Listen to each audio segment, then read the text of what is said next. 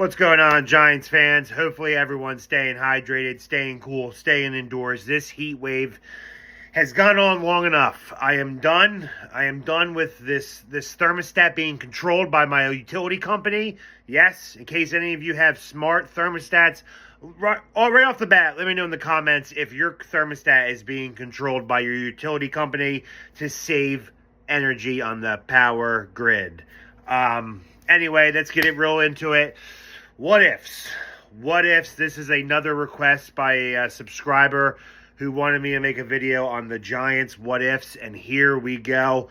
We all know my favorite, and I stand by it to this day. I will always stand by it. If Plaxico Burress did not shoot himself that year that we were 11-1, we would have repeated as Super Bowl champs. Let's start off right off the bat. The biggest number one what if. Plaxico Burress, if he did not shoot himself that night at that house party, we would have easily have repeated as world champions. I already made a video about that, but I stand by that, stand firm in my opinion that 100% guarantee we would have repeated. Number two, David Wilson.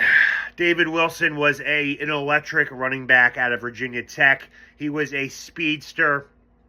He was a track Olympian.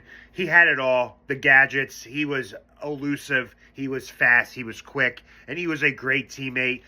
And his career in the NFL and as a Giant was cut short due to a spinal injury. I believe he had the same similar injury as Mets third baseman David Wright, the spinal stenosis. And especially for football, you're one hit away from being paralyzed. So it makes sense as to why David Wilson walked away from the game of football. But man, what if he never got hurt? He was electric. I honestly think he would have been one of the top 5 greatest Giants running backs when it was all said and done. Just from the total yards of scrimmage, able to return kicks, return punts, catch out of the backfield, and just run north and south. It was great. Great having him. Sucks his career was cut short. But David Wilson, another what if. Terrell Thomas. Star-studded corner. He was cheap, he was affordable, and he was a steal in the draft. Then he got hurt, but he was a great tackler. He was almost nearing and on the verge of becoming a shutdown corner, but injuries just kept getting in his way, and he was unable to have a long, successful career. But that is my biggest what if, one of my biggest what ifs, still thinking back to it.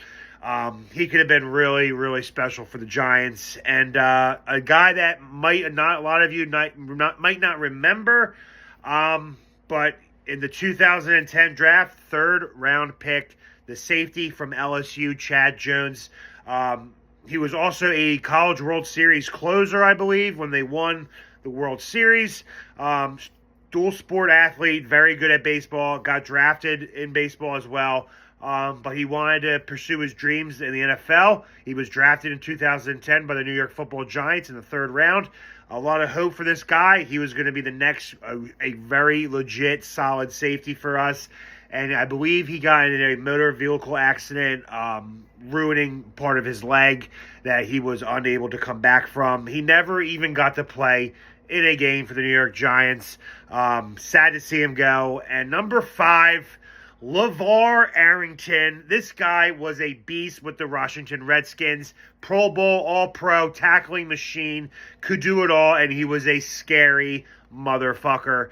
The Giants signed him as a free agent, and he played maybe 2 games. I believe he got hurt on the Dallas Cowboys game. People forget he was even a Giant. LeVar Arrington is my number 5 what if. If he could have just not get into an accident, not get hurt, not injure yourself and almost die, we could have been a really good linebacking core that year. But it sucks. But those are my biggest what ifs. Let me know in the comments if your what if is any different than mine, and if you agree with any of mine or not. As always, let's go G-Men. Talk to you guys later.